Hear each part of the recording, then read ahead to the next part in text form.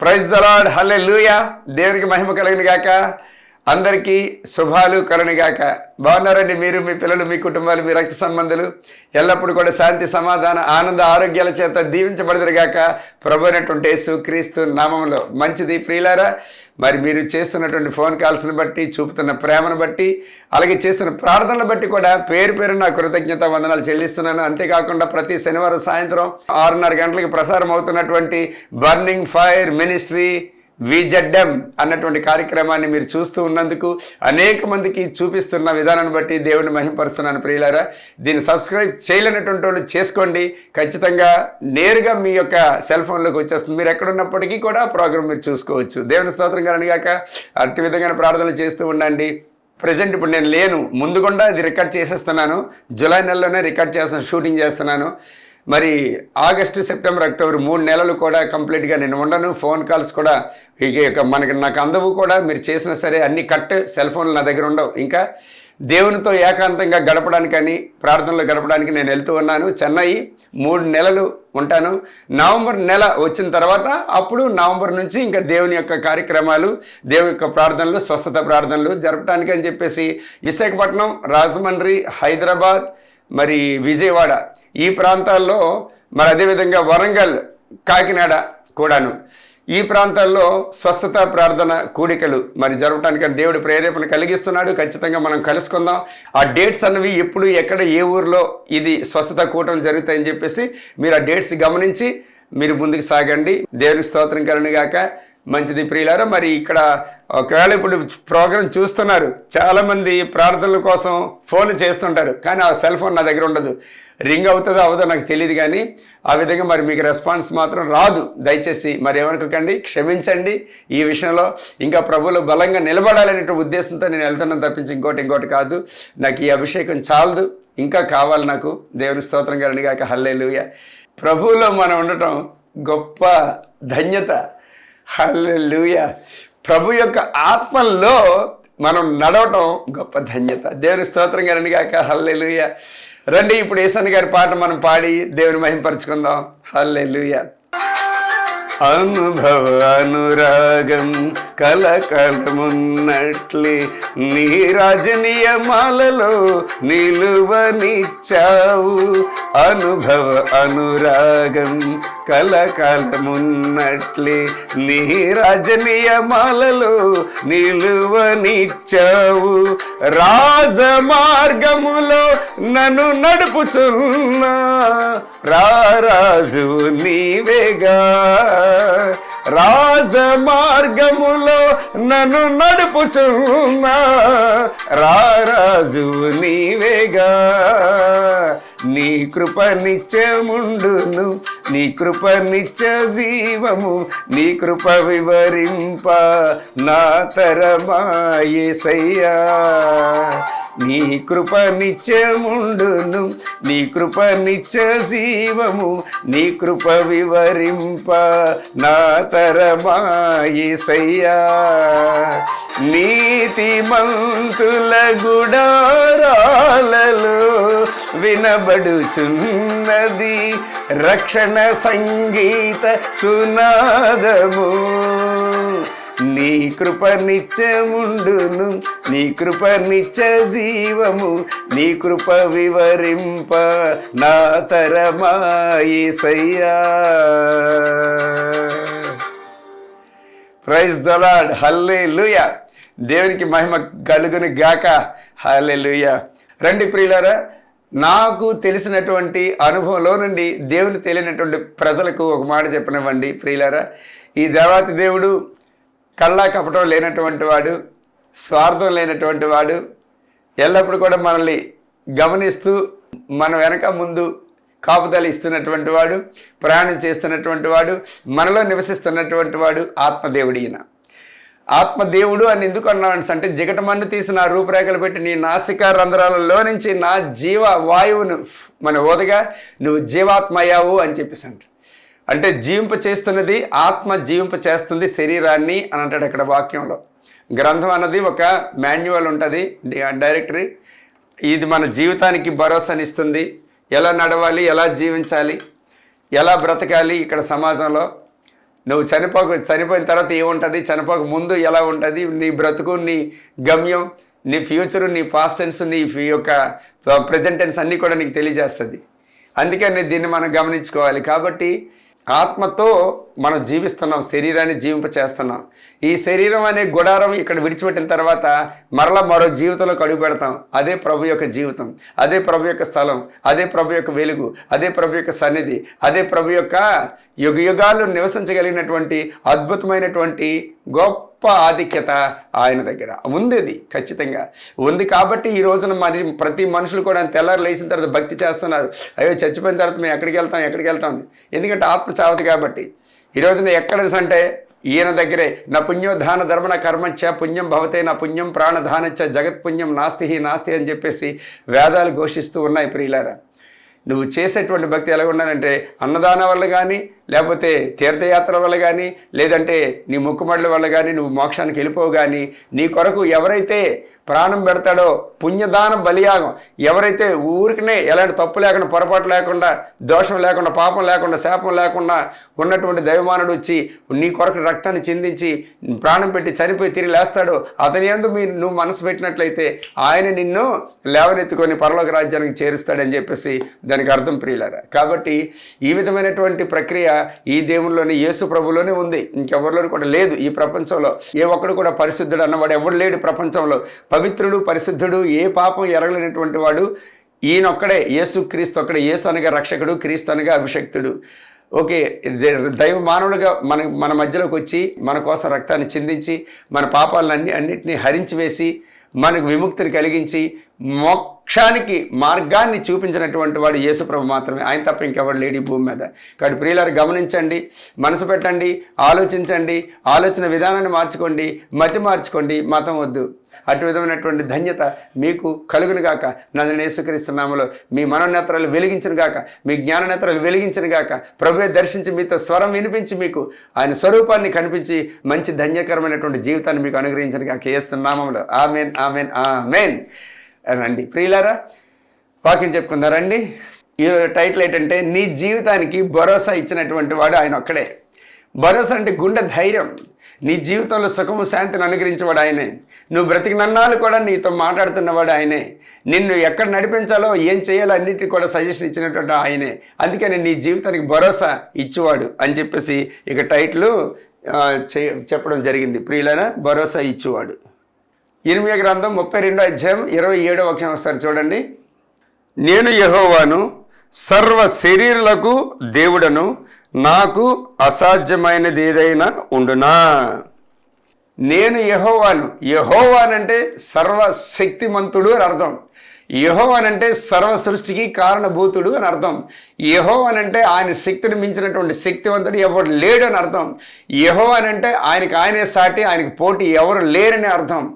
యెహోవానంటే గొప్ప కనికరవంతుడు, ప్రేమమయుడు, శక్తిమంతుడు, నీతిమంతుడు, సర్వ సృష్టికి కారణభూతుడు, ఆత్మదేవుడు, ఓంకార స్వరూపుడు అని అర్థం. ఓకే, యెహోవానంటే దేవుని స్తోత్రం కలుగును గాక. ఆయన అంటున్నాడు, నేను సర్వ శరీరులకు దేవుడినై ఉన్నాను, నాకు అసాధ్యమైనది ఏదైనా ఉందా అని అడుగుతున్నాడు.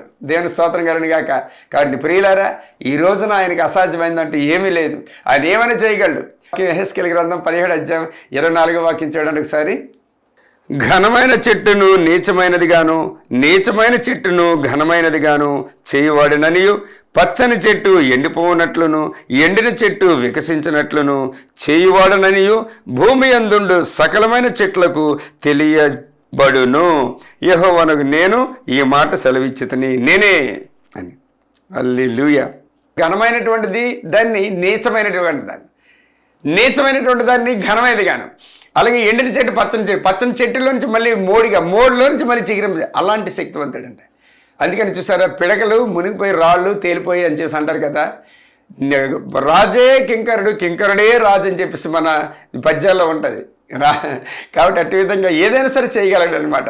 ఆయన కూర్చొని పెట్టగలడు, ఆయన పడవేయగలడు, ఆయన మరి దెబ్బ కొట్టగలడు, ఆ గాయాన్ని కూడా కొట్టువాడును నేనే, దాన్ని కట్టువాడును నేనే, గాయపరచువాడును నేనే, ఆ గాయాన్ని మానుపు చేయవాడును కూడా నేనే, అన్ని నా చేతిలోనే ఉన్నాయని అంటాడు. అదేవిధంగా 18:4 చూడండి ఒకసారి.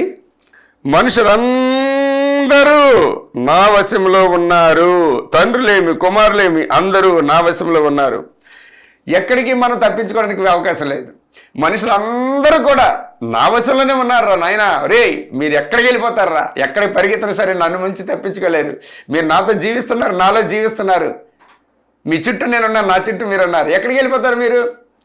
నా కళ్ళు ఎప్పుడు మీ మీదే ప్రయాణిస్తున్నాయి, నా మనసు ఎప్పుడు కూడా మీ మీదే ఉంది, నా దృష్టి ఎప్పుడు కూడా నీ మీద ఉంది. నువ్వు ఎక్కడికి పోతావు అని చెప్పి అడుగుతున్నాడు. దేవుని స్తోత్రం కలండి కాక హల్లెలూయా.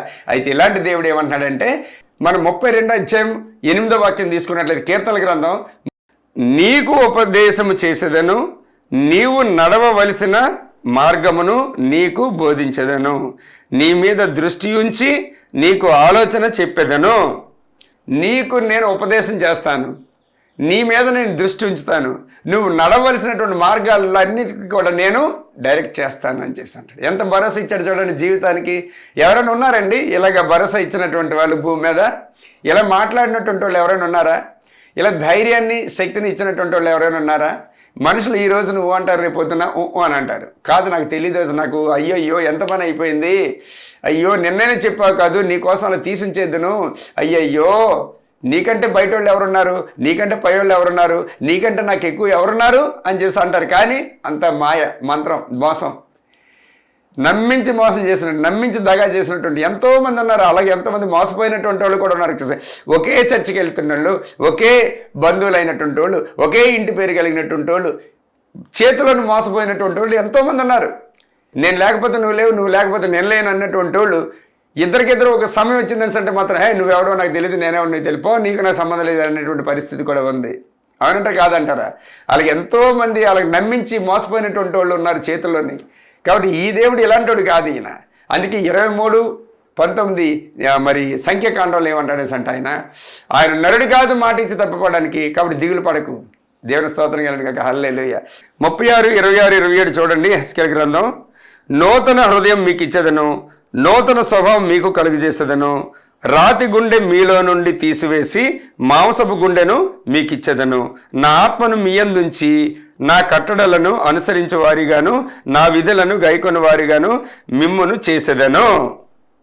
నూతన హృదయం అంట, నూతన మనసు, నూతన క్రియ జరిగేటట్లు అన్నీ కొత్తవి నా యందు మీకు అంటే భయభక్తుల నుంచి, లేదంటే నా విధులు, నా కర్తవ్యాన్ని మీరు నిర్వర్తించేటట్లు నేను మీకు జీవితాన్ని ఇస్తానని చెప్పి భరోసిస్తున్నాను.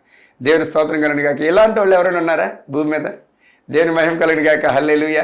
అదేవిధంగా యెషయా గ్రంథం 48:17 చూడండి ఒకసారి. యెహోవాను నేనే నీకు ఉపదేశం చేయుదును, నీవు నడవలసిన త్రోవను నిన్ను నడిపించుదును. యెహోవాను నేనే నీకు ఉపదేశం చేస్తాను, నువ్వు నడవలసిన త్రోవలో నేను నడిపిస్తాను. నీకెందుకు? నువ్వు ఎక్కడ ఎప్పుడు ఏం చేయాలో అది నేనే బోధిస్తాను నీకు. నువ్వు ఎక్కడికి వెళ్ళాలో అది నేనే నడిపిస్తాను. నువ్వు ఎలా ఉండాలో నేనే నిన్ను అలా చేస్తాను. నా చేతిలో అన్నీ ఉన్నాయి. నీ జీవితం నా చేతిలో ఉంది, నీ భవిష్యత్తు నా చేతిలో ఉంది, నీ పిల్లల జీవితం నా చేతిలో ఉంది, నీ కుటుంబ జీవితాలు నా చేతిలో ఉన్నాయి. నువ్వు ఎన్నిసార్లు నువ్వు ప్రయత్నం చేసినా నీ సొంత జ్ఞానంతో ప్రయత్నం చేస్తున్నావు కాబట్టి నువ్వు బోర్లా పడిపోతున్నావు. అది ఏదవనివ్వండి, అది పరిచయం అవనివ్వండి, ఉద్యోగం అవనివ్వండి, పెళ్లి సంబంధం అవనివ్వండి, ఏదైతే అవనివ్వండి, ఏదైనప్పటికీ కూడాను నీ సొంత బుర్ర పెట్టి నీ సొంత ఆలోచనతో సొంత ఉద్దేశంతో నువ్వు ముందుకెళ్తున్నావు కాబట్టి నీకేది జరగట్లేదు. ఎక్కడేసిన గొంగలు అక్కడే ఉంటుంది. అపవాది కూడా అడ్డు పెట్టేస్తున్నాడు. ఎందుకంటే తండ్రి చిత్తం లేకుండా ఇటు పరిగెడుతున్నాడు. రా ఆగండ్రా, ఆ పండ్ర ఇన్ని తండ్రితో కమ్యూనికేషన్ లేకుండా, తండ్రితో రిలేషన్షిప్ లేకుండా, తండ్రితో సంబంధం లేకుండా ఇటు పరిగెడుతున్నాడు. ఇటు ఓన్గా పరిగెడుతున్నాడు సొంత ఆలోచనతో. ఈ నా పండ్ర అక్కడ అని చేసి ఆర్డర్ చేస్తాడు, వెంటనే ఆగిపోతాయి. అందుకని చాలామంది ఏంటంటే ఎందుకు అవ్వట్లేదు ఈ పనులు, ఎందుకు అవ్వట్లేదు, ఎందుకు జరగట్లేదు, ఎప్పటి నుంచో కన్నీరు చేస్తున్నాం, ఎప్పటి నుంచో కన్నీరు కార్చి, ఎప్పటి నుంచో ఉపవాసాలు అంటున్నాం, ఎన్నో రాత్రులు. నో, అదేం కాదు. ఫస్ట్ తండ్రిని నువ్వు పర్మిషన్ అడిగావా? తండ్రితో నువ్వు సంప్రదించావా? ఏది లేదు. నీ అంతా నువ్వు వెళ్ళిపోతావు, పడిపోయిన తర్వాత బ్యామని ఏడిస్తే అప్పుడు నీకు ఎవడ దిక్కు? ఆ నవ్వుతాడాడు. అంటే తండ్రిని ఇక్కడ అవమానం చేస్తున్నావు, హేళన చేస్తున్నావు. మాట్లాడే దేవుడు కదా ఆయన, నిన్ను చూస్తున్నవాడు కదా, నీ పరిస్థితి గురించి ఆలోచించేవాడు కదా, నీ శ్రేయస్సు, నీ సుఖము, నీ శాంతి గురించి ఆలోచించేవాడు కదా, నీ పిల్లల భవిష్యత్తుని గురించి ఆలోచించేవాడు కదా, నీ భార్య బిడ్డల కొరకు ఎప్పుడు కూడా వాళ్ళకి ఏమి తగలకుండా ఎల్లప్పుడు కూడా కాపుదల్ని ఇచ్చేవాడు కదా. ఆయన ఎప్పుడు నువ్వు సంప్రదించావా? అతను ఎప్పుడు నువ్వు మాట్లాడావా? లేదు. నీలో ఉన్నోడితో నువ్వు మాట్లాడకుండా నీ ఇష్టం వచ్చినట్టు వెళ్ళిపోతే ఆయన ఎలాగా నీకు అది ఎలా పని జరుగుతుంది? అపోదిగాడు ఎవరిని మింగిదామా, ఎవరిని అడ్డు పెడదామా, ఎవరిని చెడగొడదామా, ఎవరిని హతమారుద్దామా, ఎవరిని నాశనం చేసేద్దామా అని ఆడు ఎదురు చూస్తుంటాడు. ఆడికి మనం చోటిస్తాం అంతే. దేవుని స్తోత్రం గారికి హల్లెలూయా. అందుకే అక్కడ ఫెయిల్యూర్ అయిపోతున్నాయి. హల్లెలూయా, దేవుని స్తోత్రం. మరొకటి చూద్దాం. యెషయా గ్రంథం 43:2. నీవు జలములలో బడి దాటునప్పుడు నేను నీకు తోడై ఉందును, నదులలో బడి వెళ్ళినప్పుడు అవి నీ మీద పొర్లి పారవు, నీవు అగ్ని మధ్యను నడుచుచున్నప్పుడు కాలిపోవు, జ్వాలలు నిన్ను కాల్చవు. ఆయన ఏమంటాడేసంటే ఆ ముందు వాక్యం తీసుకున్నట్లయితే నువ్వు నా సొత్తువి, నువ్వు నదుల్లో పడి వెళ్ళినప్పటికీ ఆ నీళ్ళు ఎంతో కెరటాల్లోకి వచ్చేస్తాయి, ఆయన మునిగిపోవటానికి వాటికి నేను పర్మిషన్ ఇవ్వలే, అందుకని నిన్ను ముంచివేయవు. అవి ఏదైనా సరే ప్రతిది కూడా నా పర్మిషన్ ఉంది. ఇక్కడ అది నా పర్మిషన్, నా అనుమతితోనే జరగాలి. ఏ గాలైనా ధూళైనా ఏదైనా సరే నా పర్మిషన్ కావాలి. నేను పర్మిషన్ ఇస్తేనే. అగ్నిలో పడి నువ్వు వెళ్ళేటప్పుడు కాలిపోకుండా నా పిల్లలు వస్తున్నాడు కాల్చేవా అని తొక్క తీసేస్తాను జాగ్రత్త అని అగ్నికి వార్నింగ్ ఇస్తున్నాడు, నీళ్ళకి వార్నింగ్ ఇస్తున్నాడు, గాలికి వార్నింగ్ ఇస్తున్నాడు, నువ్వు తినేటువంటి ఆహారానికి వార్నింగ్ ఇస్తున్నాడు ఆయన. ఈవెన్ సాతాను కూడాను. సాతాను కూడా ఏంటంటే దేవుని యొక్క పర్మిషన్ లేకుండా, అనుమతి లేకుండా వాడు నీలోనికి రాడు. ఒకటి జరిగిందని అంటే దేవుని ప్రేమతోనే సరే జరగాలి, వాతావరణంతోనే సరే జరగాలి, లేదంటే అపవాదిగడు పెట్టినటువంటి చిక్కెనా కావాలి. 3 రకాలుగా జరుగుతాయి. దేవుని ప్రేమ అంటే నేను నలగొట్టడానికి, ఇంకా నిన్ను బలపరచడానికి, ఇంకా నిన్ను లోతుల్లోకి నడిపించడానికి. తండ్రి శిక్షించని కుమారుడు ఎవడి మీద అయితే ప్రేమ ఉంటుందో వాడిని దేవుడు శిక్షిస్తాడు, తండ్రి శిక్షిస్తాడు. ఎందుకంటే లైన్లో పడాలి. అపవాదిగాడు అలా కాదు, ఆడు చెడిపోవడానికి, కంప్లీట్గా నాశనం అయిపోవడానికి ఆడు తలస్తాడు. ఎందుకు? దేవునితో సంబంధం లేకపోయినప్పుడు, విశ్వాసం తగ్గిపోయినప్పుడు, ప్రార్థన తగ్గిపోయినప్పుడు, నీ మతి స్థితి గతి అంతా కూడాను ఒక రేంజ్కి వచ్చేసిన తర్వాత దేవుని కంప్లీట్గా మర్చిపోతే అపవాదిగాడు నేను అందేసుకుంటాడు అమాంతంగాను. ఈరోజు అందుకనే సంఘాలు కూడా అట్టి విధంగానే ఉన్నాయి. సంఘ సేవకులను అందేసుకుంటున్నాడు. ఒకప్పుడు బలంగా ఉంటుండే సేవకులు, ఈ రోజున వెంటనే గాలి తీసేస్తే ఎలాగైతే చూపులోంచి తుస్మని గాలిపోతే చప్పడబడిపోద్దో అలాగే అయిపోయిన పరిస్థితి. అపవాదిగాడు ప్రతి క్షణం కూడా నా మీద అందరి మీద కన్ను వేస్తుంటాడు. ఆడి దృష్టి ఆడి పని చేసుకెళ్ళిపోతుంటాడు. దొరికినవన్నీ కూడా నొలుకొని బొట్లను వేసుకెళ్ళిపోతుంటాడు. తీసుకెళ్ళిపోయి సముద్రంలో పడేస్తాడు. ఫినిష్ అయిపోయినట్లే. కాబట్టి ప్రతి క్షణం కూడా ఆయన మనకున్నాడు. ఆయన ఒకవేళ కనికరించకపోతేనో, చూడండి ఒకసారి వాక్యం చూడండి, 124 కీర్తనల గ్రంథం 1, 2, 3. మనుషులు మన మీదకి లేచినప్పుడు యెహోవా మనకు తోడై ఉండని ఎడల, వారి ఆగ్రహము మనపైన రగులుకొనినప్పుడు యెహోవా మనకు తోడై ఉండని ఎడల, వారు మనలను ప్రాణంతోనే మింగివేసి ఉందురు, జలములు మనలను ముంచివేసి ఉండును, ప్రవాహము మన ప్రాణముల మీదుగా పొర్లి పారి ఉండును. యెహోవా మనకు తోడై ఉండని ఎడల, ఆయన హస్తం మన మీద ఉండని ఎడల, ఆయన కృప మన మీద ఉండని ఎడల, ఆయన ప్రేమ మన మీద ఉండని ఎడల, ఆయన దృష్టి మన మీద సారించని ఎడల, ఆయన యొక్క మనసు మన మీద లేకపోతే ఏమవుద్ది? మనం గాలి తనకి వెళ్ళిపోతాయి, నీళ్లు తనకి వెళ్ళిపోతాయి, అగ్ని తనకి వెళ్ళిపోతాయి, అన్ని తనకి వెళ్ళిపోతాయి. ఇంకా దిక్కు దివానం లేనటువంటి వారిగా, ధారం అనేటువంటి ఆధారం లేనటువంటి గాలిపోవటం వల్ల మన బ్రతుకులు అది. కాబట్టి ప్రియులారు, ఏదేమైనప్పుడు కూడాను ఆయన అన్నిటికీ భరోసా, మన జీవితానికి ఒక భరోసా, ఇన్సూరెన్స్. ఆయన చూడండి, LIC లైఫ్ ఇన్సూరెన్స్లు, రేపు పొద్దున్న యాక్సిడెంట్లు అయిపోతే ఇదిగో నీ పిల్లలకి ఇంత నేను కట్ట తీసుకొచ్చి పెడతాది, ఇది PLIC పోస్టల్ లైఫ్ ఇన్సూరెన్స్ అని. ఇవన్నీ కూడా ఒక భరోసా ఇస్తున్నాయి నీ జీవితానికి. కానీ ఈయన ఏంటంటే నీ మనసుకు భరోసా ఇస్తున్నాడు, నీ జీవితానికి భరోసా ఇస్తున్నాడు, నీ శరీరానికి భరోసా ఇస్తున్నాడు, నీ కుటుంబానికి భరోసా ఇస్తున్నాడు. నేనున్నాను సుమా, కాపాడు యెహోవా, కునుకడు నిద్రపోడు, నిన్ను కాపాడు యెహోవా, కునుకడు. దాన్ని మించిన భరోసా ఏమని చెప్పండి? నువ్వు పరలోకంలో కూడా నువ్వు చేర్చడానికి అని చేసి నీకు భరోసా ఇస్తున్నాడు. నీ జీవితాంతం ఈ దేవుడు మరణాంతరం వరకు సదాకాలం మనకు తోడయ్యుండును, మరణాంతరం వరకు మనకి తోడుగా ఉండని 48-14 కీర్తనల గ్రంథంలో రాయబడి ఉంది. కాబట్టి దేని గురించి ఇంకా బెగులు బెంగ చీకుచింత ప్రియులారా? ఏదేమైనప్పటికీ మన దేవుడు గొప్పోడు. నిన్ను లోకం నుంచి విడిపించుకున్నవాడు గొప్పోడు. పిలిచినవాడు నమ్మదగినటువంటి వాడు. నువ్వు నమ్మలేకపోయినప్పుడు కూడా నమ్మదగినటువంటి వాడు ఆయన. అది నువ్వు గుర్తుంచుకో. దేవుని స్తోత్రం కలుగును గాక. హల్లెలూయా. 43:10 యెషయా గ్రంథం. నాకు ముందుగా ఏ దేవుడును నిర్మింపబడలేదు, నా తరువాత ఏ దేవుడును ఉండడు. చెప్తున్నాడు, ఒరే అబ్బాయి, నేనే దేవుడిని, నేనే నీ సృష్టికర్తని, నేనే దేవుడిని. నాకు ముందుగా ఏ దేవుడు నిర్మింపబడలేదు, నా తర్వాత కూడా ఎవడు ఉండడు. నేను మొదటి వాడిని, కడపటి వాడిని నేను తప్ప ఏ దేవుడు లేడు ఇక్కడ ఈ భూమి మీద అని చేసి అంత డైరెక్ట్గా భరోసా ఇస్తున్న, అంత సవాల్పూర్వకంగా యథార్థవంతంగా చెప్తున్నటువంటి వాడు ఆయన ఒక్కడే. కాబట్టి ప్రియులారా, ఏదేమైనప్పుడు కూడా మన దేవుడు గొప్పవాడు. ఈ దేవాది దేవుడు చాలా గొప్ప దేవుడు. ఈయన బట్టి మనం ఎంతో సంతోషించి ఎగిరి గంతులయ్యాలి. కొందరు రథములను బట్టి, కొందరు గుర్రములను బట్టి గర్వించేది. నేనైతే నా దేవుడు అంటే యెహోవాను బట్టి నేను కాళ్ళు ఎగరేస్తాను అంటాడు దేవుని స్తోత్రం కీర్తనకారుడు. అటు విధంగా ఎప్పుడైతే నీ మనసు నిబ్బరంగా ఉంటుందో, ఈ ఒక మాటలను ఆధారం చేసుకొని, అప్పుడు నీ బ్రతుకు కూడా నిబ్బరంగా ఉంటుంది, సుఖంగా ఉంటుంది. ఎందుకంటే మనల్ని కాపాడుతున్నవాడు, మనల్ని నడిపిస్తున్నటువంటి వాడు మన వెనక ముందు ఆవరించున్నాడు ఆయన. ఇంకోటి చూస్తారా మీరు, యెహోవా యందు నమ్మిక ఉంచువారు కదలక నిత్యము నిలుచు సీయోను కొండవలె నుందరు. యెరూషలేము చుట్టూ పర్వతములున్నట్లు యెహోవా ఇది మొదలుకొని నిత్యము తన ప్రజల చుట్టూ ఉండును. యెరూషలేము చుట్టూ పర్వతాలు ఎలాగైతే ఉన్నాయో, ఒక సెక్యూరిటీ, యెరూషలేముని ఎవరు తనకెళ్ళిపోకుండా, యెరూషలేము మీద ఏ దాడి జరగకుండా కాపుదల కోసం, ఇది మొదలుకొని యెహోవా తన ప్రజల చుట్టూ ఉండును. ఎంత చక్కనని మాట చూడండి. ఏం కావాలి ఇంకా? ఎల్లప్పుడు కూడా నువ్వు దేనికి భయపడిన అవసరం లేదు, బెంగపడిన అవసరం లేదు, దిగులు పడిన అవసరం. ఏ పనైనా సరే, ఏ ఆశీర్వాదం అయినా సరే, ఏదైనా సరే అతనిలో నుంచే రావాలి. ఆయన తప్ప ఎవరు ఏం చేయలేరు.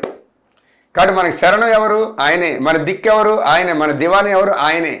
సమస్తం ఆయనే. ఆయనకే మహిమ ఘనత ప్రభావాలు కలుగును గాక అని చేసి పాదాల మీద సాగిరి పడ్డావనుకో, నిన్ను అక్కడ ఉంచుతాడు. ఇక్కడ దేవుని స్తోత్రం కలుగును గాక. హల్లెలూయా. ఆయన నీలో ఉన్నాడు, నువ్వు ఆయనలో ఉన్నావు. ఇద్దరు కలిసి ఉన్నారు కాబట్టి ఆయన పక్కన పెట్టేకు, నీ మనసులోంచి డిలీట్ చేసేకు. నీ మనసులో ఎల్లప్పుడూ కూడా అతని యొక్క కాంతి, ఆయన యొక్క ప్రభావం, ఆయన శక్తి, ఆయన నీతి, ఆయన ప్రేమ వెలగనివ్వు. ఆటోమేటిక్గా నువ్వు ఉత్తేజవంతుడు, దీవించబడతావు. హల్లెలూయా. దేవుడి మాటలు దీవించి ఆశీర్వదించను గాక. ఆమేన్. రండి ప్రియులారా, ఒక సాక్ష్యాన్ని మనం విందాం. అందరికీ వందనాలు. దేవునికి స్తోత్రం. మాది విజయనగరం జిల్లా, విజయనగరంలో ఉంటున్నాము. నా పేరు ఉమా మహేశ్వరి. నేను టీచర్గా వర్క్ చేస్తున్నాను. మేము గత 15-20 సంవత్సరాల నుంచి యేసుక్రీస్తుని దేవుడని నమ్ముకుంటున్నాము. చర్చికి వెళ్తున్నాము. పాటలు పాడడం అన్నీ తెలుసు, వాక్యం చదవడం అన్నీ తెలుసు. కానీ మేము వాక్యంలో బలపడలేదు, ప్రార్థనలో బలపడలేదు. కానీ మా ప్రార్థన దేవుడు ఆలకించి మాకు ఉద్యోగం ఇవ్వడం, కొన్ని కార్యాలు జరిగేవి. కానీ మా ఇంట్లో ప్రశాంతత కానీ మనశ్శాంతి కానీ ఏమీ లేవు. పెళ్ళైనప్పటి నుండి 7 సంవత్సరాల నుంచి మా ఇంట్లో శాంతి సమాధానం ఏమీ లేవు. మాకు పడుకున్నట్టు ఉండేది కాదు, నిద్ర ఉండేది కాదు, చిన్న తిండి వంట పట్టేది కాదు. ఎప్పుడు హాస్పిటల్కే డబ్బులు పోసేవాళ్ళం, చాలా ఖర్చు పెట్టేవాళ్ళం, చాలా ఇబ్బందులు పడ్డాము. భర్త చాలా కోపంతో నా మీద ఇదయ్యేవాళ్ళు. కానీ ఆయనలో దురాత్మలు దూరిపోయి అవి మమ్మల్ని ఇబ్బంది పెట్టేవి. 1 year ముందు నుంచి అనుకుంటున్నాను, ఎస్ఎస్ రావు అయ్యగారి ద్వారా మా ఆయన గారికి ప్రేయర్ చేయించాలి, ప్రార్థన చేయించుకొని మేము మేలులు పొందాలి, ఆయన ద్వారా మా కుటుంబంలో మేలు జరుగుతుందని 1 year నుండి మనసులో అనిపిస్తుంది. కానీ అయ్యగారి దగ్గరికి వెళ్ళలేదు. మొన్న మే నెలలో అయ్యగారి దగ్గరికి వచ్చినప్పటి నుండి వరుసగా ఎన్నో అద్భుతాలు, ఎన్నో మేలులు చూసాము. నిజంగా దేవునికి వేలాది కొలది వందనాలు. అయ్యగారి ద్వారా మేము ఎన్నో అద్భుతాలు చూసాము. మా ఆయన గారు అయితే చర్చికి రాని వ్యక్తి, జీసస్ని దేవుడు అని ఒప్పుకోలేని వ్యక్తి కూడా ఆయన చర్చికి వచ్చి యేసు ప్రభువుని దేవుడని తన నోటితో ఒప్పుకున్నందుకు వందనాలు, వేలాది కొలది వందనాలు. దేవాది దేవునికి ఎస్ఎస్ రావు అయ్యగారి వల్ల ఈరోజు మా కుటుంబంలో శాంతి సమాధానం దొరికింది. ఆమేన్. ఈ సాక్ష్యాన్ని దేవుడు దీవించి ఆశీర్వదించను గాక. ఆమేన్. ప్రియులారా, మరి ఆగస్టు, సెప్టెంబర్, అక్టోబర్ 3 నెలలు కూడాను ప్రార్థనలు చేస్తూ ఉండండి. దేవునితో ఏకాంతంగా ప్రార్థనలో గడపడానికి కానీ నేను మరి వెళ్ళాల్సి వస్తుంది. ఖచ్చితంగా ప్రార్థనలు చేస్తూ ఉండండి. అటు నుండి వచ్చిన తర్వాత మరి అలాగే మనం అనుకున్నట్లుగానే విశాఖపట్నం, విజయవాడ, మరి రాజమండ్రి, హైదరాబాద్ ఈ నగరాల్లో ప్రార్థన కూడికలు, అంటే స్వస్థత ప్రార్థన కూడికలు జరగబడతాయి. డేట్స్ అన్నవి ఏంటంటే క్రింద స్క్రోలింగ్లు ఇస్తుంటారు, వాటిని మీరు గమనించుకోండి, ప్రార్థన చేస్తూ ఉండండి. అలాగే ఇప్పుడు ఇది ఎపిసోడ్ చూస్తూ ఉండగా ఫోన్ చేస్తుంటారు. అయిపోయిన తర్వాత కూడాను ఫోన్ చేసిన ఫోన్ నా దగ్గర లేదు కాబట్టి మీ ఫోన్స్ నాకు రావు. ఫోన్స్ అన్నీ కూడా ఒక దగ్గర పడేసుకుంటాం. 3 నెలలు కూడా ఇంకెవరికి ఫోన్ మెసేజ్ కమ్యూనికేషన్ ఏమి ఉండవు. అంతా కూడా ప్రభుతోనే మాటలు, ప్రభుతోనే ప్రార్థన, ప్రభు వాక్యం, ప్రభుని ధ్యానిస్తూ ప్రభుని పెట్టి గంతులు వేసుకోవటమే. దేవుని స్తోత్రం. అట్టి విధంగా అనైంటింగ్ అభిషేకం అన్నది దేవుడు దీవించి ఆశీర్వదించను గాక. హల్లెలూయా. నీళ్లు తైలం పట్టుకున్నారు కదా, రైట్. మీరు పట్టుకున్నటువంటి ఆ తైలం, ఆ నీళ్ళన్నీ కూడా యేసు నామములో బలమైనటువంటి శక్తిగా మారిపోవును గాక. యేసుక్రీస్తు యొక్క రక్తంతో నిండిపోవును గాక. యేసుక్రీస్తు యొక్క పునరుత్థాన బలంతో నిండిపోవును గాక. యేసుక్రీస్తు యొక్క ఆశీర్వాదాల చేత నింపబడును గాక. వాటిని ఎవరు సేవించినా, ఎక్కడ వాటిని జల్లినా యేసు నామములో గొప్ప అగ్ని మంటలు చెలరేగి దురాత్మలు కాలిపోవును గాక. ఇంటి చుట్టూ, ఇంటి మీద, ఇంటి లోపల, ఇంటి మీద జల్లినప్పటికీ ఏ చీకటి శక్తులు కూడా మిమ్మల్ని తాకకుండా అవి మిమ్మల్ని భద్రపరచబడును గాక. స్వస్థతను అనుగ్రహించను గాక. ఏ రోగాలు ఉన్నప్పటికీ, ఎలాంటి వ్యసనాలు ఉన్నప్పటికీ, ఎలాంటి బలహీనతలు ఉన్నప్పటికీ అవి యేసు నామములో మిమ్మల్ని విడిచిపెట్టి కాలిపోయి రాలిపోవును గాక. పాతాళంలోనికి మిమ్మల్ని విడిచిపెట్టి పారిపోవును గాక యేసు నామములో. దీర్ఘకాలిక వ్యాధులన్నీ కూడా తగ్గిపోవును గాక. అప్పులుపుల్లో కూరుకుపోయి వడ్డీలు కట్టలేక నష్టాలు బారి చేరిపోయి సూసైడ్కి, ఆత్మహత్యకు పాల్పడుతున్నటువంటి వారు యేసు నామములో రక్షింపబడుదురు గాక. యేసు నామములో వారికి అద్భుతాలు జరుగును గాక. వారి అప్పులుపుల నుంచి పైకి లేవనెత్తబడుదురు గాక యేసు నామములో. చెడవట్లకి బానిస అయిపోయినటువంటి త్రాగుడికి, సిగరెట్లకి ఎడిక్ట్ అయిపోయినటువంటి వారందరూ కూడా విడిపించబడుదురు గాక. కామ పిశాచ దెయ్యములారా, వ్యభిచారపు దెయ్యములారా, యవ్వనస్తులను విడిచిపెట్టి పొమ్మని ఆజ్ఞాపిస్తారని యేసునామములో. సరైన బ్రతుకు లేక, ఉద్యోగాలు లేక, సరైనటువంటి ఇది లేక, మరి నీడ లేక, రకరకాలుగా అనిపిస్తున్న ప్రతి ఒక్కరు కూడా యేసునామములో విడుదల పొందుకుందరు గాక. వివాహం కాని వివాహం జరుగును గాక. ఉద్యోగాలు లేనటువంటి వారికి ఉద్యోగాలు వచ్చును గాక. పిల్లలు లేనటువంటి వారికి పిల్లలు కలుగును గాక. నజరేయుడైన యేసుక్రీస్తు నామములో. చీకటి గాఢాంధకారముల మధ్య కొట్టుమిట్టాడుతున్నటువంటి వారందరూ కూడా యేసు నామములో విడుదల పొందుకుందరు గాక.